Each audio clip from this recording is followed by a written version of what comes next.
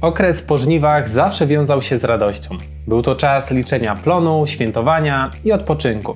Każdy rolnik pamięta jednak, skąd ten plon się wziął. Z małego ziarenka włożonego do gleby. Z tego powodu okres po żniwach to dla niego czas, aby przywrócić ziemi wykorzystane minerały, wodę i materię organiczną, czyli zadbać o ściernisko. Działania te okażą się niezbędne dla obfitych zbiorów również w następnych latach. Przyjrzyjmy się w takim razie celom dbania o ściernisko i temu, jak wpływają one na przyszłe plony.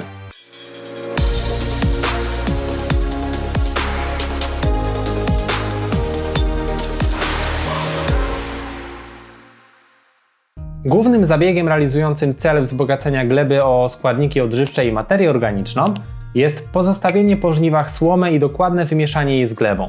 Okazuje się, że przy plonie 2 ton na hektar dobrze zmineralizowana słoma zwraca ziemi po uprawie składniki odżywcze zgodnie z danymi, które widzicie teraz na ekranie.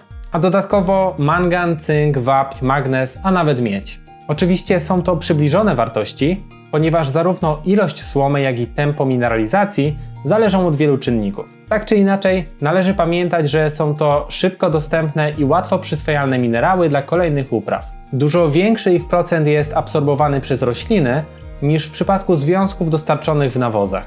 Warto jednak wspomnieć, że jeśli nie doszło do pełnej mineralizacji, to słoma zamiast zwracać składniki odżywcze, zaczyna gnić. Następuje wówczas rozwój grzybów, a następnie zakwaszenie, co w efekcie przekłada się na zmniejszenie liczby bakterii azotowych. Zmineralizowana słoma jest przede wszystkim rozkładana do węgla, który służy roślinom za budulec. Jednak należy wziąć pod uwagę, że w zależności od rodzaju słomy, proces ten zużywa duże ilości azotu z gleby. Warto więc pamiętać o jego uzupełnieniu dawką od 5 do 10 kg na 1 tonę przeoranej masy, a nawet wyższą na glebach lekkich, jeszcze przed wymieszaniem z ziemią.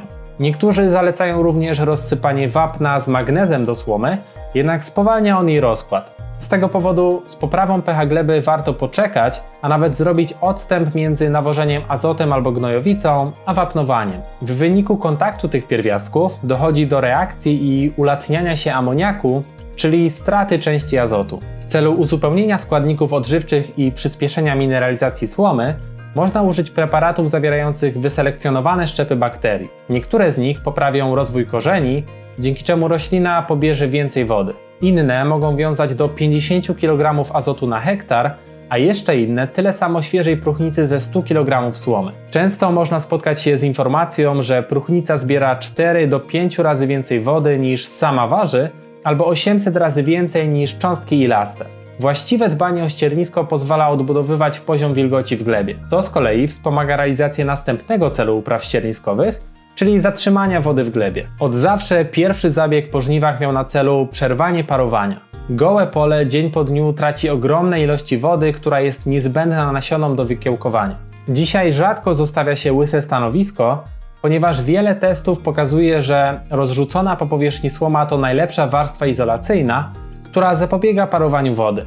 Wielu rolników w dalszym ciągu stosuje też płytką podorywkę, aby zniszczyć system kapilarny. Z jednej strony można zerwać ściernisko w jednym przejeździe. Należy wówczas ustawić głębokość pracy zębów maszyny Grubera, kultywatora pługu dłutowego w zależności od ilości pozostawionej na polu słomy. Na przykład, jeżeli zostało jej 5 ton na hektar, głębokość pracy powinna wynosić 10 do 15 cm. Z drugiej strony podzielenie tego zabiegu na jeden przejazd płytki, a następnie drugi głębszy w celu wymieszania słomy z glebą pozwoli zaoszczędzić prawie 2 razy więcej wody. Wielu rolników podkreśla, że na przykład w przypadku kukurydzy najbardziej oszczędza wodę talerzowanie na 8-10 cm głębokości i siew pasowy strip-till wiosną bez uprawy wiosennej. W przypadku zbóż jest to głębokość 3 do 8 cm, ponieważ szczególnie w suchych latach trzeba jak najmniej ingerować w strukturę ziemi. Z tego powodu ostatnio zyskuje na popularności system ultrapłytkiej uprawy. Na suchej ziemi dobrze sprawdzi się ciężka brona talerzowa. Natomiast w uprawie uproszczonej czy bezorkowej wielobelkowe agregaty pozwalające ograniczyć liczbę przejazdów po polu. Bez względu na to, jakie maszyny mamy do dyspozycji, warto pamiętać o dobrym zagęszczeniu gleby w warstwie siewnej. Bardziej pofałdowana powierzchnia traci więcej wody. Dlatego każda, nawet najprostsza dodatkowa sekcja, włóka, zgrzebu, wał strunowy lub rurowy, która sprzyja jej rozbiciu, bardzo się przydaje. Nienaruszona głębsza struktura i odpowiednio spulchniona, wyrównana warstwa wierzchnia to idealne warunki do zatrzymania wody i rozwoju rośliny. Redukcja zachwaszczenia również odgrywa istotną rolę w uprawie ścierniska. Pozostawione na ściernisku samosiewy i chwasty okradają ze składników odżywczych i wody przyszłe plony. Na przykład rośliny o wysokości 10 cm powodują utratę 12 litrów na metr kwadratowy. Można się ich pozbywać mechanicznie, wykonując 2 przejazdy. Pierwszy ma za zadanie pobudzić chwasty i samosiewy do wzrostu, a drugi, wykonywany w fazie liścienia, je zniszczyć. Cały czas jest dostępne dla rolników używanie herbicydów nieselektywnych. Bardzo dużo preparatów zawiera szybko działający glifosat. Daje on możliwość przeprowadzenia uprawy mechanicznej już po 2 dniach w przypadku chwastów jednorocznych, samosiewów i rzepaku lub po 5, gdy zwalczamy pesz i inne gatunki chwastów wieloletnich. Co ciekawe, walka z chwastami na ściernisku nawet późną jesienią jest skuteczniejszym i tańszym działaniem niż na wiosnę. Dodatkową korzyścią wynikającą z użycia glifosatu i lub rozdrobnienia ścierniska jest przerwanie połączenia między przedplonem a uprawą następczą. Ogranicza to przedostawanie się chorób z korzeni samosiewów na korzenie nowo posianej rośliny w monokulturze. Intensywna uprawa ścierniska szczególnie jest zalecana w wąskich zmianowaniach z rzepakiem, ponieważ szkodniki tam żerujące mogą przetrwać na resztkach pożniwnych nawet do 4 lat. W ten sposób zwalczana jest również larwa omacnicy prosowianki, która potrafi przezimować w nienaruszonych resztkach pożniwnych. A może poplon na ściernisku? Wszystkie wyżej wspomniane cele pomoże zrealizować wysiew poplonów ścierniskowych, który byłby ostatnim zabiegiem na ściernisku.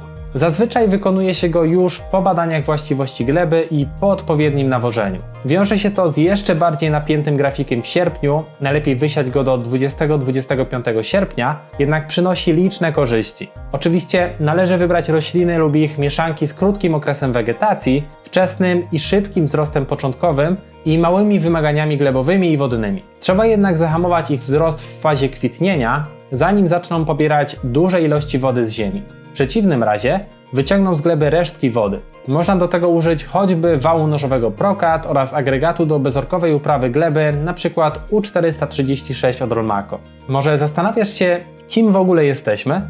Rolmaco to producent maszyn rolniczych w większości eksportujący swoje produkty na rynki zagraniczne.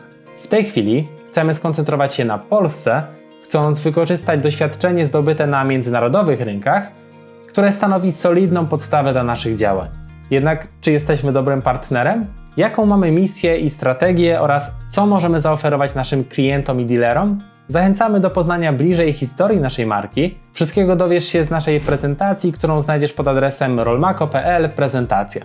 A jakie są Wasze sprawdzone sposoby na uprawę ścierniska? A może stosujecie całkiem odmienny system?